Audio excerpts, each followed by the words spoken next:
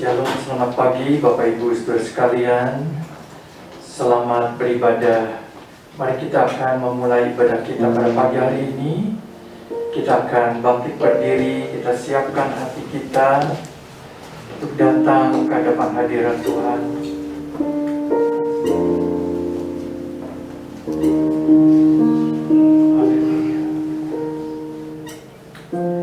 Bapa kami dalam surga, pada pagi hari ini kami datang kepadamu.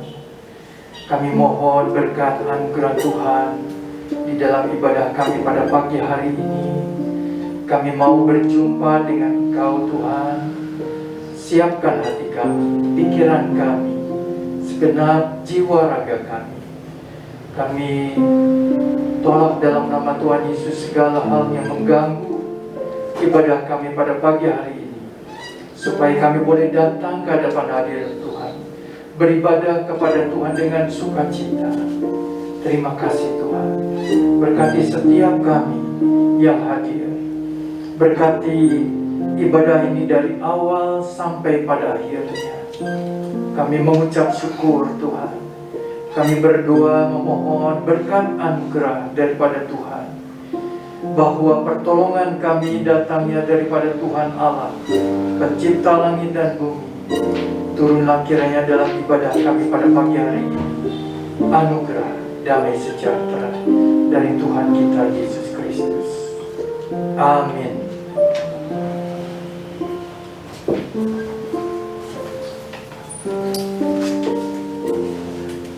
Sekali lagi shalom. Selamat pagi Bapak Ibu, saudara yang terkasih di dalam Tuhan Yesus Kristus. Masih dengan tetap bangkit berdiri, selalu ada penyertaan Tuhan dalam perjalanan hidup kita. Dan kita angkat pujian penyertaan-Mu Tuhan.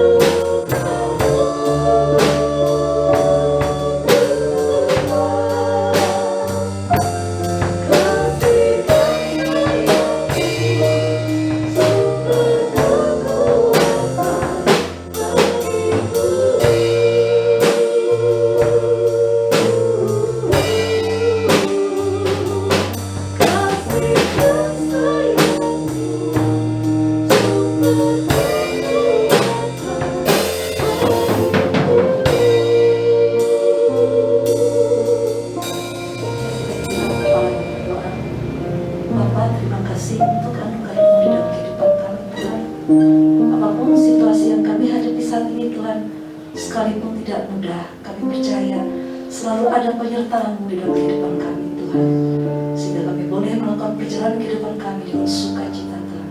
Terima kasih Bapa, terima kasih Tuhan pada pagi hari ini Tuhan, Kau masih memberikan kesempatan kepada kami Tuhan untuk datang beribadah di tempat ini, menikmati anugerah-Mu Tuhan, menikmati kasih-Mu Tuhan, menikmati firman-Mu Tuhan, semua karena anugerah-Mu Tuhan. Terima kasih Bapa. Serahkan ibadah pada pagi hari ini Bapa di dalam tangan kasih-Mu dari awal, di tengah hingga akhir. Terpujilah Engkau Bapa, hanya di dalam nama Tuhan Yesus kami berdoa dan mengucap syukur. Amin. Silakan duduk. Mari dengan penuh iman kita mengatakan bahwa Tuhan adalah sumber kemenangan di dalam segala pergumulan hidup kita. Ajaibkan Tuhan. Mari kita nyanyikan pujian ini sambil bertepuk tangan.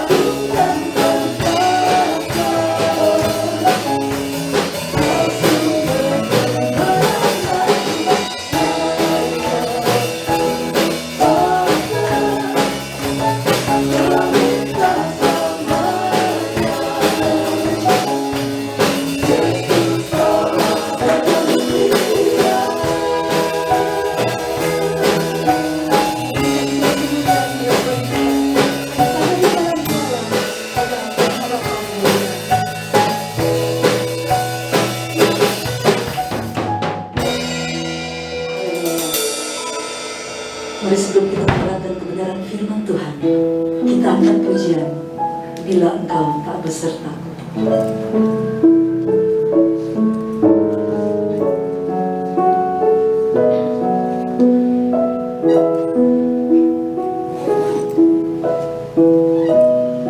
Bila Engkau tak besertaku,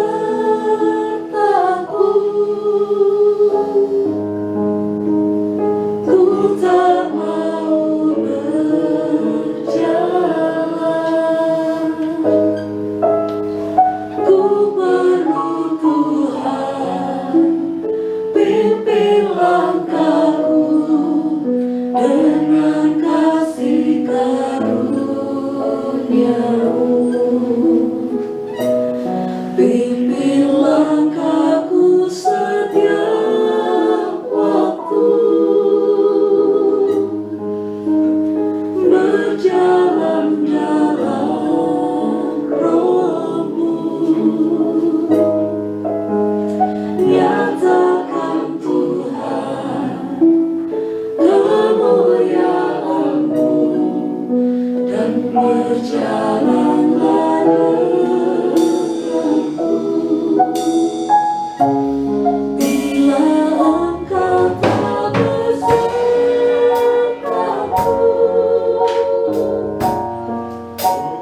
ku tak mau berjalan. Ku perlu Tuhan, pimpin langkahku dengan kasih karunia-Mu. Pimpin langkahku setiap waktu, berjalan dalam Roh-Mu. Nyatakan Tuhan kemuliaan-Mu dan berjalan denganku.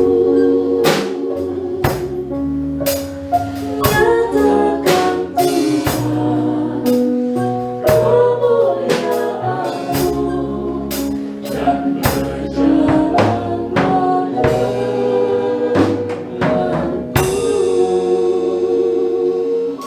Saya serahkan kepada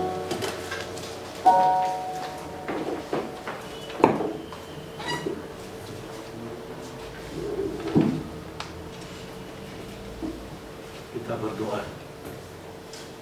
Tuhan, kami bersyukur kalau Engkau yang pimpin kami hingga sampai hari ini.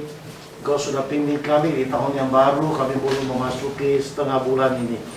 Kami bersyukur Tuhan karena Tuhan yang memimpin kami. Kami boleh berani melangkah. Kami boleh berani untuk menghadapi segala sesuatu karena Tuhan bersama dengan kami. Terima kasih Tuhan. Kami serahkan waktu ini, Tuhan yang memberkati, menyertai kami. Kami mau baca firman Tuhan dan menentukannya. Biarlah kami boleh persiapkan hati kami untuk ditaburi benih firman-Mu. Terima kasih, dalam nama Yesus kami berdoa. Amin. Ya, selamat pagi.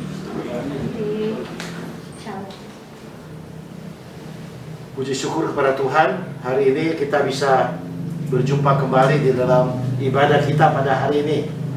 Mari kita siapkan hati kita. Kita baca firman Tuhan dari Ibrani 12. Ibrani 12 ayat 1 sampai ayat yang ketiga. Ibrani 12 ayat 1 sampai ayat yang ketiga.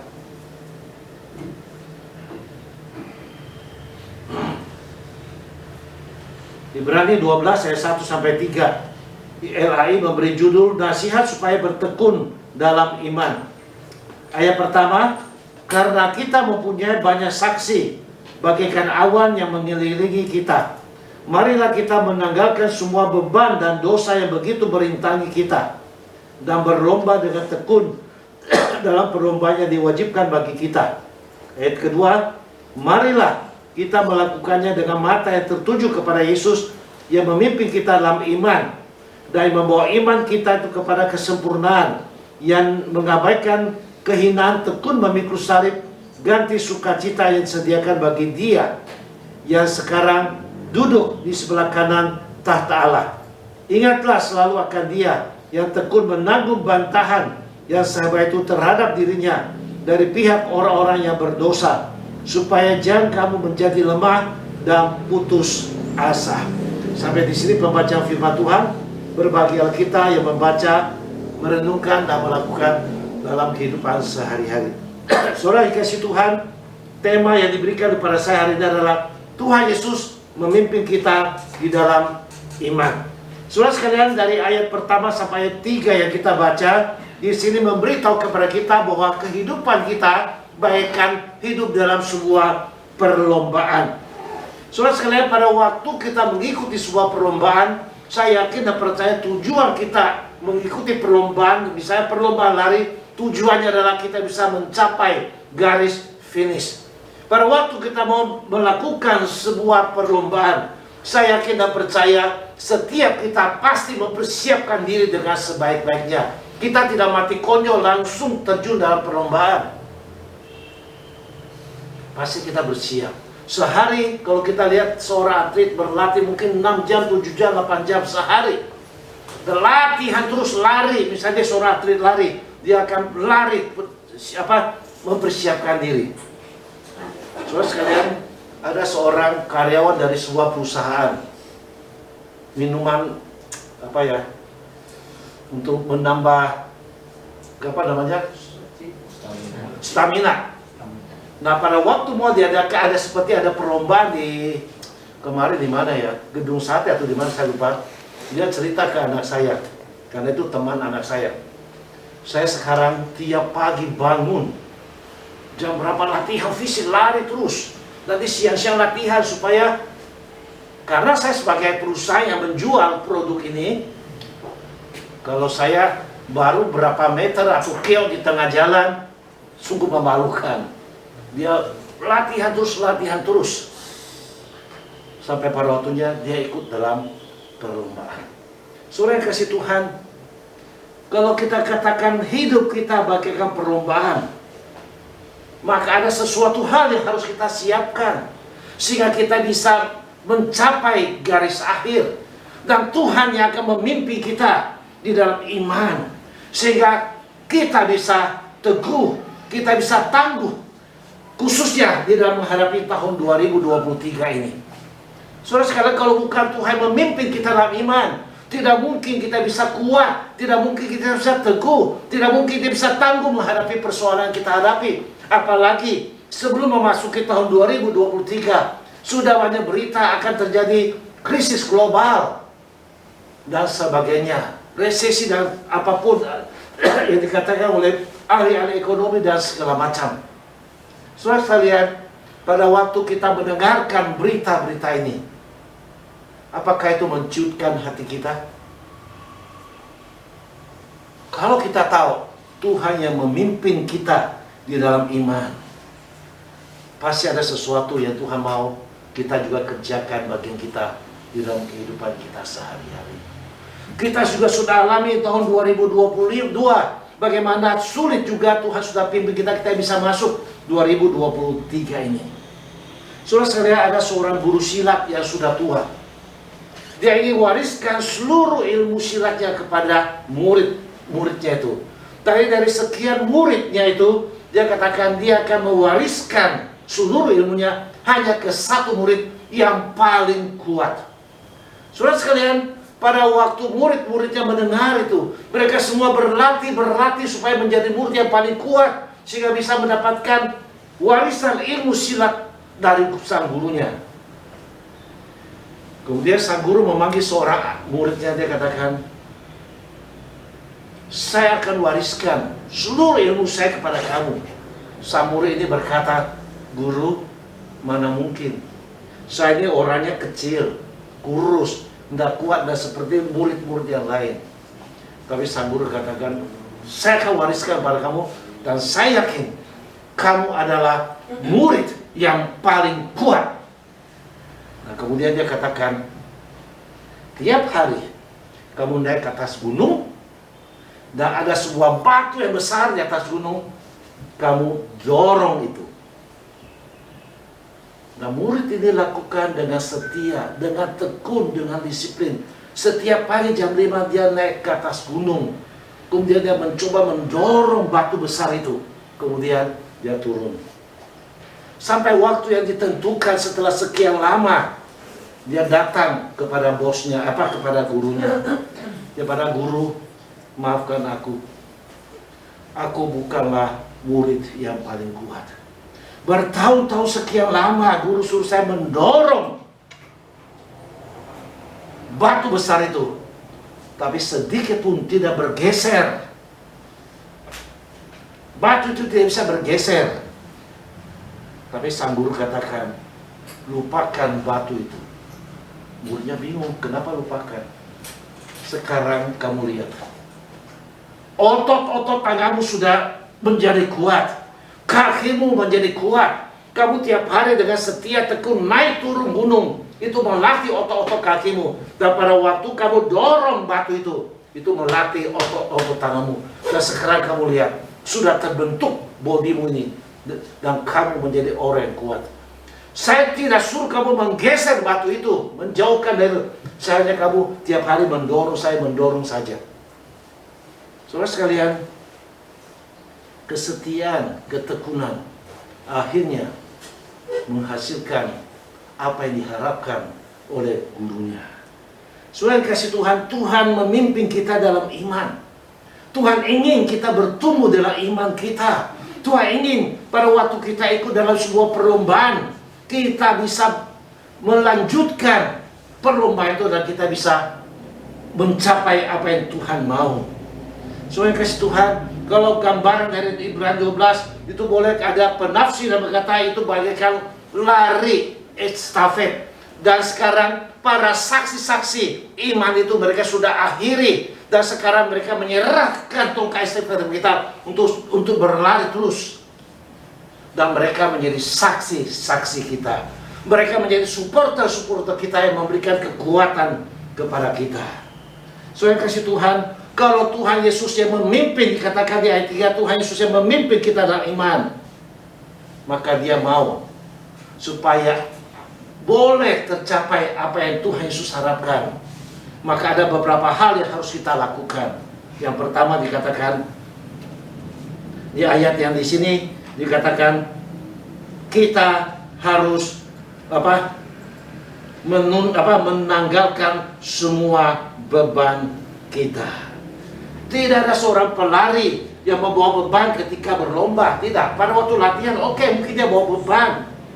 Sedikit beban saja membuat larinya tidak maksimal. Ia akan cepat letih, bukan karena jarak jauh yang ia tempuh, melainkan karena beban yang harus ia pikul. Saya teringat tahun 2011, saya mengikuti sebuah camp di Bogor, di bawah kaki Gunung Salak. Itu tempat pelatihan militer Rindam Jaya. Sebuah camp pelatihan militer. Kalau bagi seorang tentara mungkin sesuatu latihan mereka sudah terbiasa. Bagi kita ini pasti dengan kita lihat medan yang begitu luas, berbukit-bukit, itu bukanlah sesuatu yang gampang. Selama 4 hari 5 malam di tempat camp itu, pernah di suatu hari saya harus bawa air galon ya, berisi air, lari dari barak itu naik sampai ke puncak ke atas. Kita naik aja tanpa beban naik udah sulit karena tidak terbiasa lari dengan bukit-bukit itu. Apalagi hari itu saya harus bawa air galon itu. Udah naik sampai atas, pelatihan di atas, turun lagi, balik lagi, disuruh lari 10 kali sambil bawa beban. Kali yang terakhir saya tidak kuat. Tidak kuat bukan karena nafas saya tidak kuat, kaki saya tidak kuat. Hanya seorang panitia suruh saya istirahat, dia kasih saya oksigen. Saya bukan di masalah di oksigennya, nafas saya masih kuat, kaki saya ini sakit, tidak kuat. Tidak bawa galon, saya sakit karena dalam pelatihan itu di hari keberapa kaki sudah sakit. Dikasih obat sama dokter, apalagi lari, itu tidak lari, sudah sakit, ini lari. Saudara sekalian, di dalam kehidupan kita, Tuhan mau supaya kita bisa mencapai seperti yang Tuhan mau. Dia menuntun kita dalam iman, supaya kita bisa tangguh, supaya kita bisa tanggap dalam menghadapi situasi yang ada. Kita harus tanggalkan semua beban. Saudara kasih Tuhan, supaya kita bisa akhiri pertandingan iman dengan baik.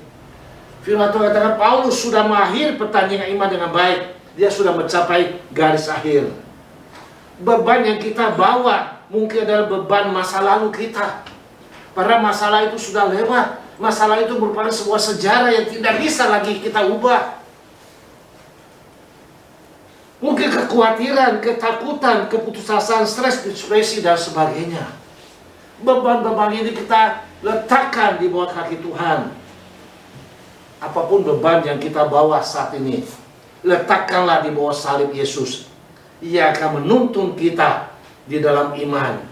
Ia yang memampukan kita berjalan dalam iman dan memenangkan perlombaan iman, sehingga kita bisa tangguh dalam menghadapi tahun 2023. Saudara sekalian, kalau kita bicara 2023 dikatakan resesi, kan terjadi resiko global. Bukankah di saat awal-awal COVID tahun-tahun pertama, bukankah itu juga sangat-sangat berat? Toh kita bisa lalui kan? Sesuatu yang tidak kita pikirkan. Yang saya terus doa, Tuhan tolong beri kesehatan yang prima buat saya. Karena seperti saya gini kebaktian di rumah. Patin tinggal di sini juga. Saya, Tuhan, kalau saya kena sakit COVID, ibadah akan tutup berapa lama? Karena saya tinggal di dalam juga. Kalau saya sudah sembuh pun mungkin jemaat masih takut datang. Tapi puji Tuhan, Tuhan kasih kekuatan, kesehatan kepada saya. Di tengah beban pergumulan yang kami hadapi, banyak kesulitan yang kita hadapi di awal-awal COVID itu. Beban yang begitu berat. Teristimewa harus bayar KPR rumah ibadah. Tapi Tuhan menuntun kita dalam iman.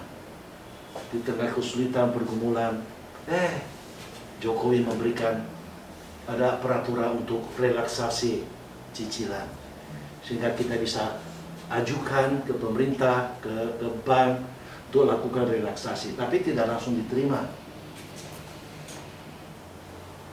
Di telepon berulang-ulang, tolong tambahkan uang KPR karena tidak cukup. Maaf, kami bilang, kalau kami cukup, kami tidak akan ajukan relaksasi karena tidak cukup. Biasa sebulan 7 jutaan. Waktu COVID hanya bisa nyicil masukin 3 jutaan, 4 jutaan, tidak cukup. Akhirnya dapat, sesudah berjalan berapa bulan dapat relaksasi kurang lebih setahun. Tapi puji Tuhan, justru di tengah COVID, Tuhan mau kami belajar. Tanggalkan semua bebanmu itu. Tuhan yang akan memimpin kamu dalam iman, sehingga kamu teguh, kamu tangguh menghadapi situasi yang berat itu. Di tengah pergumulan kami hadapi, tanpa diduga, tanpa terpikirkan oleh kami. Kami juga siarkan, ini masih streaming juga ya. Pada waktu kami siarkan dengan sederhana, dengan alat sederhana, ada orang-orang minta linknya segala macam di luar Jawa, di Sulawesi, di mana mereka minta. Pada waktu mereka melihat kondisi, pada waktu mereka tahu waktu karena di dalam ibadah kami umumkan ke jemaat, tolong doakan segala macam. Salah satu orang yang mendengar dan tahu itu, dia kirim dana buat kas gereja. Sehingga di masa-masa itu kami bisa kumpulkan sedikit demi sedikit. Sehingga pada waktu 1 tahun setelah berlalu, akan kembali lagi seperti normal. Dana Tuhan sudah sediakan.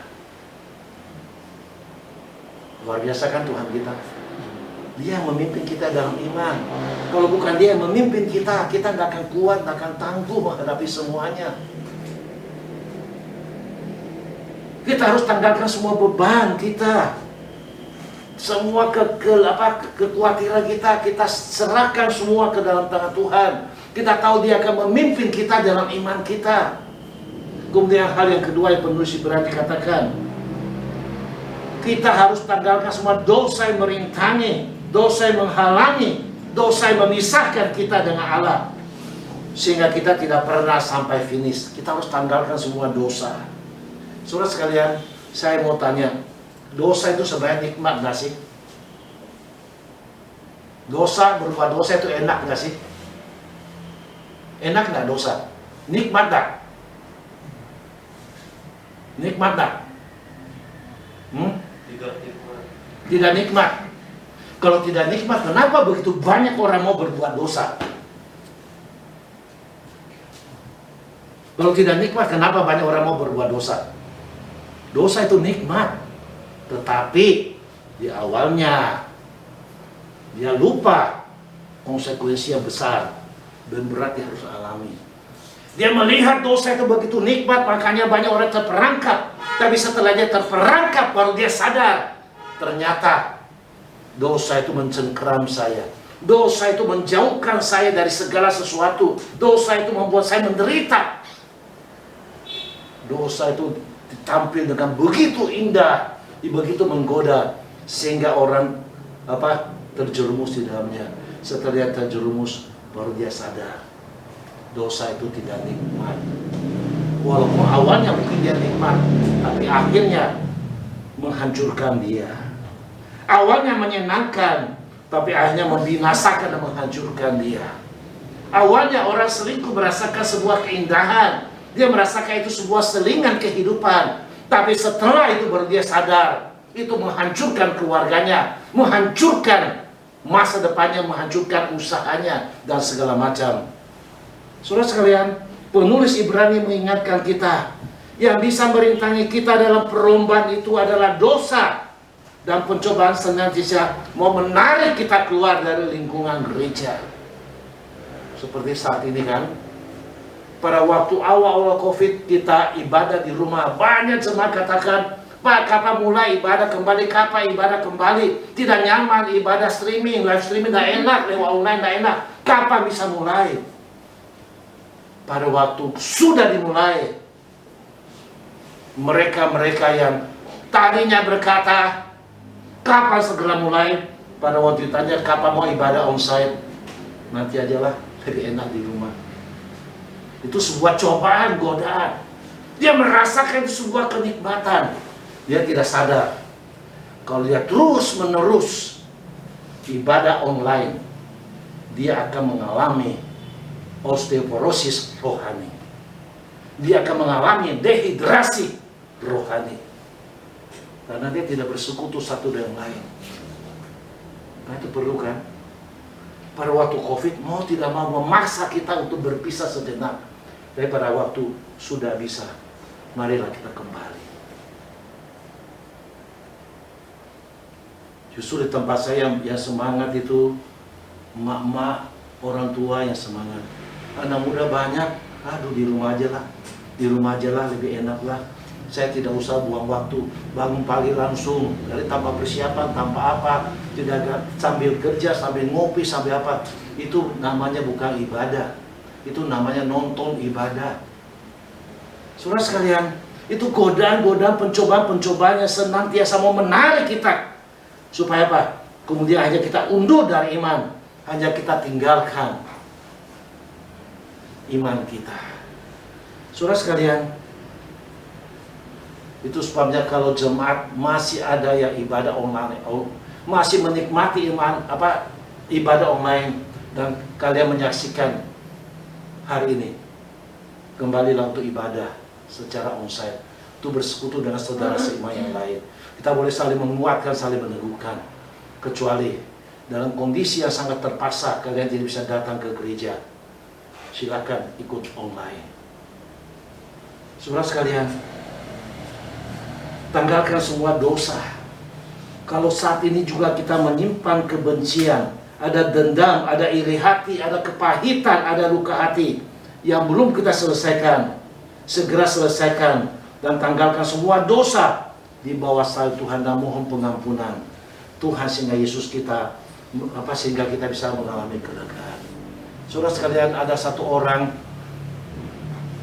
dia datang kepada saya. Dia mengalami banyak pergumulan dalam hidup dia. Sekian puluh tahun dia tidak pernah kontak dengan orang tuanya. Saya berkata kepada dia, kamu kontak kepada orang tuamu. Sampaikan permohonan maafmu kepada orang tuamu. Dan saya yakin kamu akan mengalami kelegaan. Dia bilang, saya sudah sekian lama tidak pernah kontak, saya tidak tahu nomor HP-nya apa sudah ganti atau tidak. Kamu coba kontak. Saudara sekalian, setelah lihat kontak papanya, nggak pernah bisa, karena mungkin papanya udah ganti-ganti nomor dan segala macam. Papanya di luar kota. Coba kontak mamamu.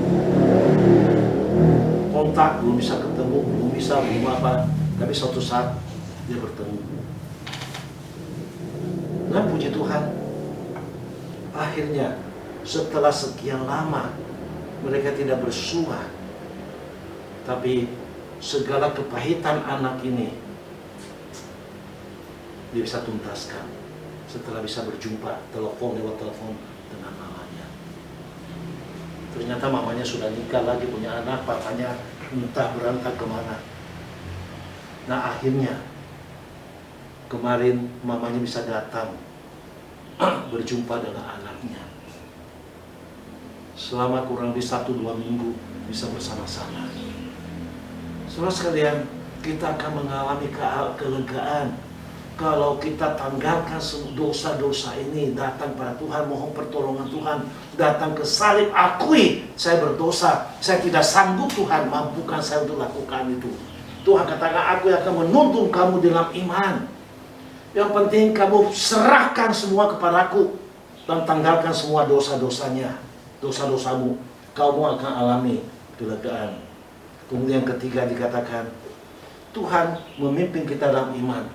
Dan supaya kita bisa tangguh dan teguh, Tuhan katakan, penulis Ibrani katakan, mata yang tertuju kepada Yesus. Kunci penting untuk menyelesaikan sebuah perlombaan dengan baik adalah bahwa kita harus berlomba dengan mata yang terarah kepada Tuhan Yesus yang memimpin kita dalam iman dan membawa iman kita kepada kesempurnaan.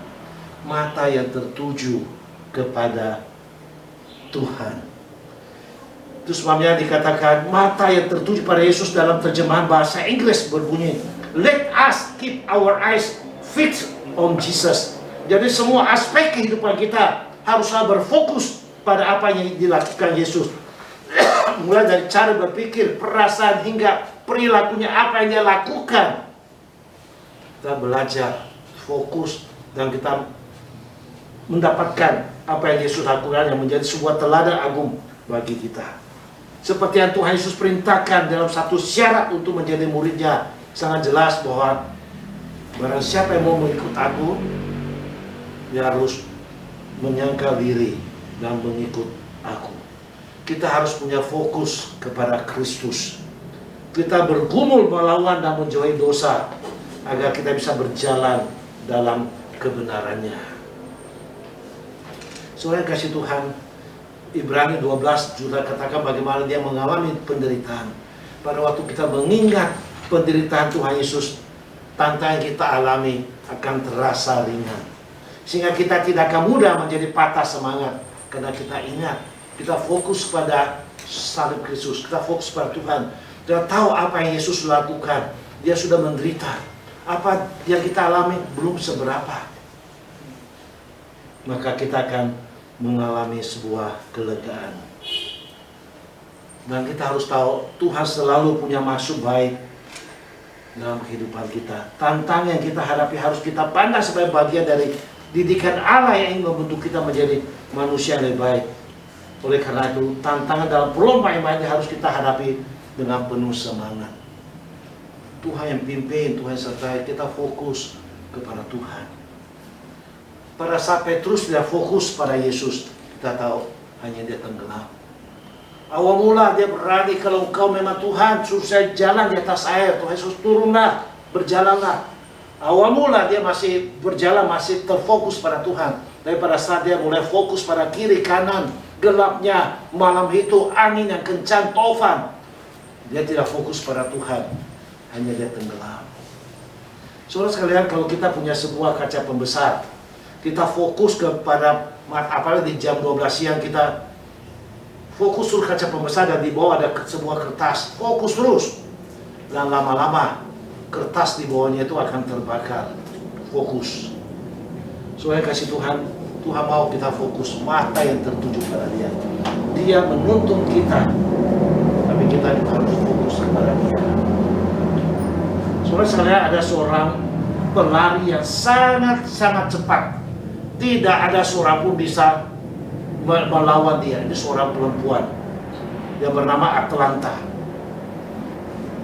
Banyak pria-pria datang ingin melamar dia menjadi istrinya.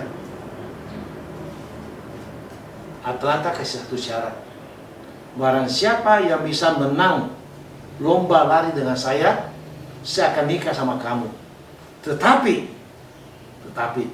kalau kamu kalah lomba lari dengan saya, banyak laki keok, nggak bisa. Tapi kemudian datanglah seorang pria yang kelihatan pelengah-pelongo, orang bilang gitu, lemah gemulai, sepertinya tidak ada kekuatan. Pada waktu Atlanta melihat, kamu mau ikut lomba, yang lain aja kelihatan tubuh atletis kalah, apalagi kamu. Dia bilang, saya pasti bisa menang, dan kamu akan jadi istriku. Ayo silakan lari. Apa yang terjadi? Belum apa-apa, si Atlanta sudah melesat jauh, dia ketinggalan. Dia tidak kuat lari lah. Tapi apa yang dilakukan oleh si pria ini? Ternyata pertama memang dia tidak kuat lari, kedua dia bawa beban, ya. Kemudian apa? Dia bawa bola emas. Pada waktu dia sudah ketinggalan, dia kemudian lempar bola emas itu. Nah, si Atlanta kemudian dengar ada suara, dia nengok ke belakang. Ada bola emas. Dia berpikir, saya pasti akan menang. Dia balik, ambil. Dia lari lagi. Masih bisa. Ketinggalan laki-laki ini. Dia ambil lagi. Dia lempar lagi. Atlanta masih bisa. Kemudian ketiga kali dia lempar agak menyimpan jauh.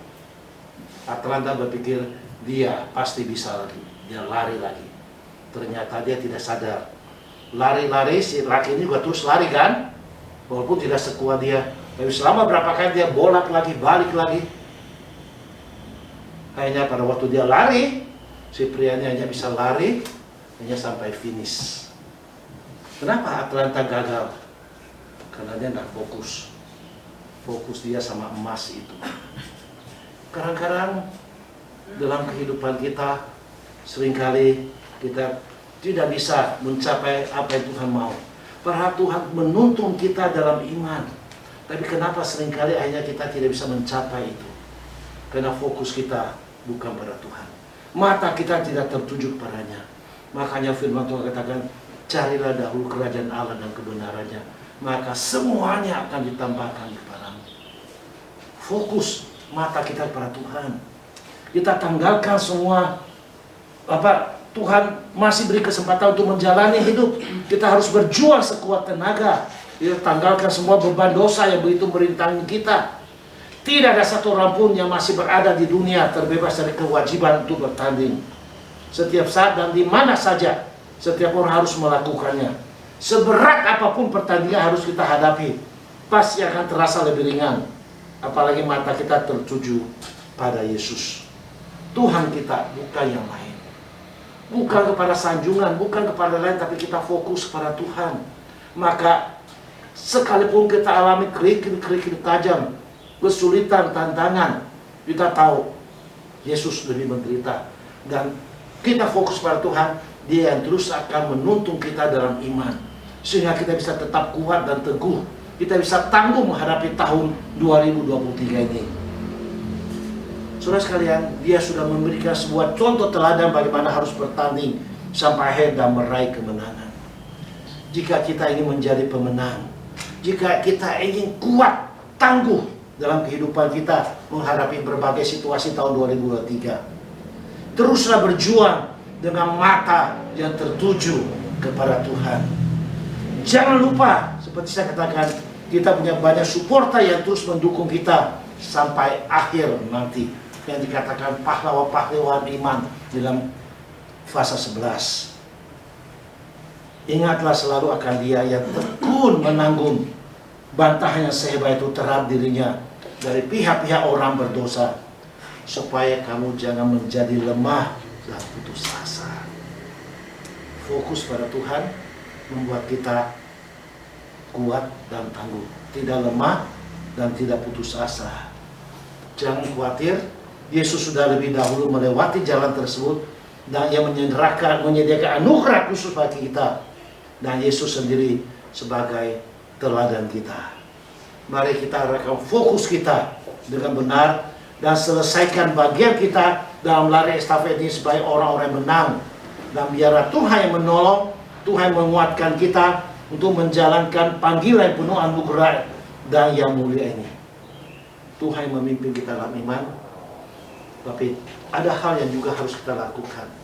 Tanggalkan semua beban kita, tanggalkan semua dosa-dosa kita yang dosa yang merintangan kita.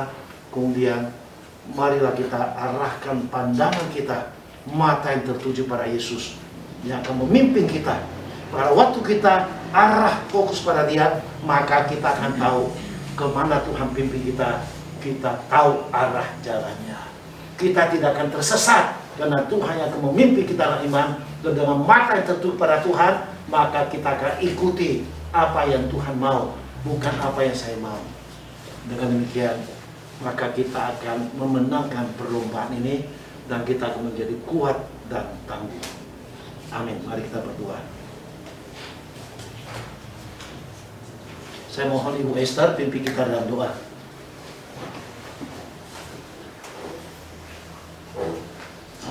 Terima kasih ya Tuhan untuk firman-Mu yang sudah diberitakan oleh hamba-Mu pada pagi hari ini, mengingatkan kami supaya sebagai anak-anak-Mu kami sungguh-sungguh fokus kepada Tuhan, walaupun kadang-kadang ada banyak tantangan rintangan, supaya kami tetap kuat dan ingat bahwa anugerah Tuhan cukup buat kami. Terima kasih untuk hamba-Mu Pendeta Lukas yang sudah menyampaikan sabda-Mu. Kiranya Kau terus akan memakai hamba-Mu di dalam pelayanannya, di dalam pengembalaannya Tuhan, supaya kuasa dan kasih Tuhan sungguh dinyatakan melalui pelayanan hamba-Mu dan keluarga. Terima kasih banyak Tuhan untuk pesan firman-Mu di awal tahun ini. Kami menerima dengan hati yang penuh iman dan ucapan syukur di dalam nama Tuhan Yesus. Amin. Terima kasih, Tuhan berkati semua.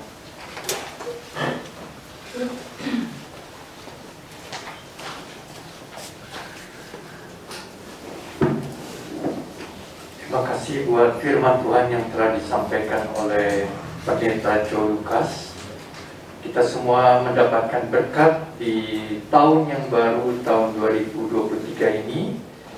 Kita harus fokus ke depan dan percaya Tuhan Yesus memimpin kita. Kita tidak berlomba sendirian, tapi Tuhan Yesus lebih daripada pelatih kita yang mengawasi, menyertai kita, memimpin kita. Jadi kita jangan takut oleh karena Tuhan senantiasa menyertai dan mengawasi kita. Minggu depan ibadah di tempat ini seperti biasa jam 9 pagi akan dilayani oleh saya sendiri.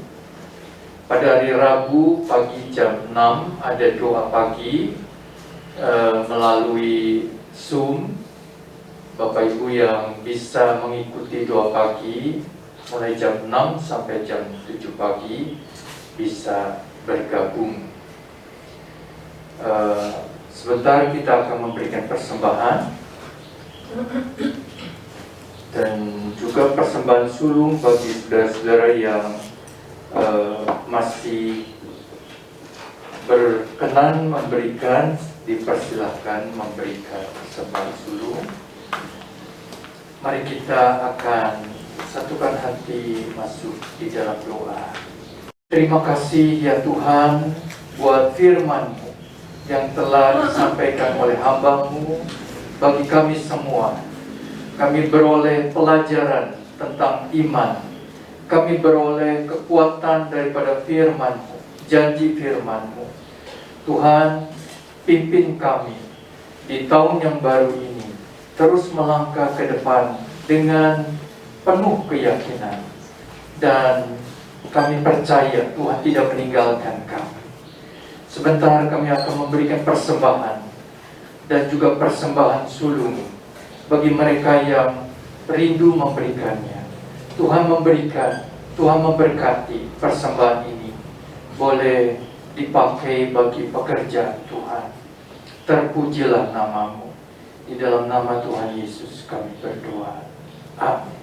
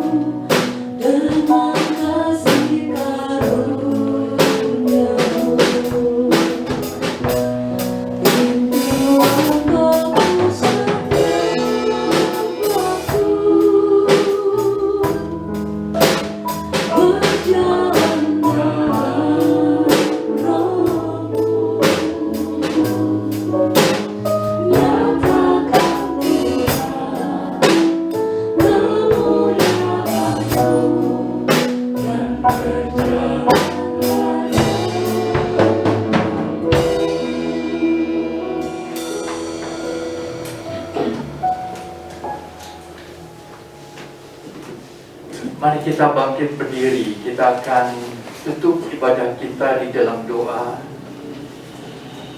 sambil kita juga memanjatkan doa kita kepada Tuhan secara pribadi. Tuhan mendengar doa kita di tahun yang baru ini. Segala kerinduan, harapan kita, segala tantangan yang kita hadapi, kita utarakan di hadapan Tuhan. Oleh karena Tuhan mendengar, bahkan Tuhan rindu mendengar doa-doa kita. Tuhan, terima kasih oleh karena segala berkat anugerah Tuhan. Kami juga memasuki di bulan Januari ini, di pertengahan bulan Januari ini. Tuhan, kami percaya di tahun ini Tuhan mau kerjakan sesuatu bagi kami.